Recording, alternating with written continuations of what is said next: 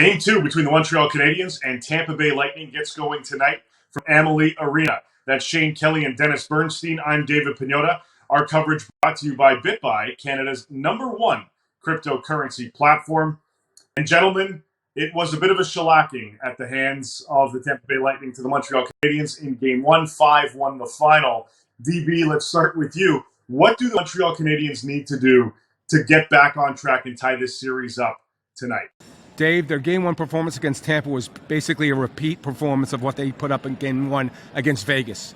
To them, it's not too much of a shock that they're down 1-0, but they have to flip the script here. They did nothing well in Game 1, other than Carey Price having a huge glove save on Stammer, a great pad save on Tyler Johnson. They have to go find that script that won them games here in the postseason, won them 12 games. So get back on script, be the quicker team, but certainly another performance like Game 1, they'll be going back to Montreal down 0-2. Yeah, they got killed in transition. I mean, there's been all this talk this postseason about how they've adopted this Islanders light or Islanders style, get the puck in deep, forecheck, that sort of thing. Well, in game run, 3 of the goals came off turnovers from Montreal that Tampa transitioned into the zone. And, DB, you talked about Carey Price had a couple amazing saves, which is true, but frankly, he was pretty mortal in this game. I mean, it could have been 6-7, no problem. You look at the numbers, he gave up 5, but the expected goals were 2.8 to 3.2. So, for one of the first times all playoffs, he's been worse than the numbers suggest. Brendan Gallagher spoke this morning about that exact fact, that they got off their game entirely and need to get back to their basics. Luke Richardson, who's stepping in as head coach for the time being, as well, acknowledging that they need to be better and get back to their pace of play. Shane, is that possible? I mean, we've seen it in the first, 3 rounds that they're capable of doing it, especially as Dennis mentioned, they lost Game 1 last round. Can they do that against a team like the Tampa Bay Lightning? Well, we'll have to see. I mean, this is the best D-core that they've faced this whole postseason, with all due respect to, Vegas and the Maple Leafs especially, both of whom have good defensemen. I think, DB, you'd probably agree that this is the deepest group that they're facing. There's really no weak link, and we saw Cooper roll all 6 of them basically nonstop all game, so he's got confidence in them as well. Yeah, to further Shane's point, when you got David Savard on your third pair, it's a damn good defense. So there really isn't any weakness. Look, the one goal they got was off of 3 bounces and was credited to Chariot. So I don't know how you're going to attack this team, but Shane made the one salient point.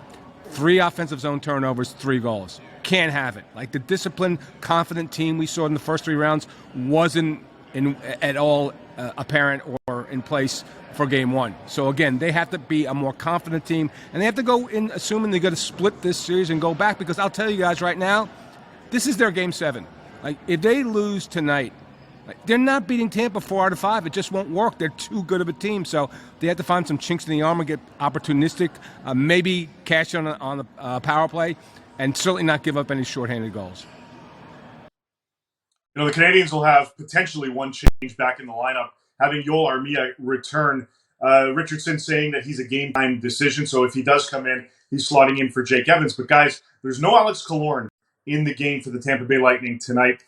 John Cooper, their head coach, confirming that he is out and considered day-to-day. We assume, presumably, a foot or ankle injury after taking that shot off of that in Game 1. So, DB, without Alex Killorn, and Shane can touch on this as well, the impact that he had in Game 1, how does this change Montreal's plan of attack, or perhaps how does this change things for the Tampa Bay Lightning?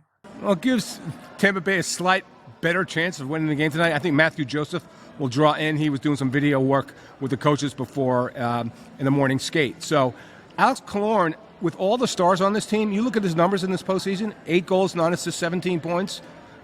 On a different team, he might be a Conn Smythe contender, but not with Braden Point, not with Nikita Kucherov, not with Vasilevsky.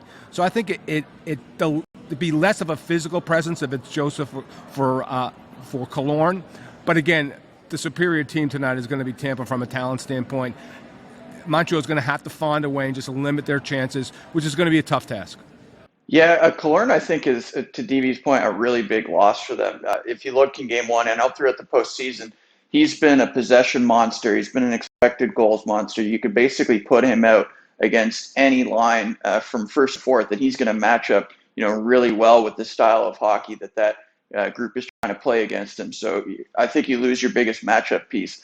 The one guy I do want to call out for a second on Montreal, who everybody circled coming into this series as being key, is Danault.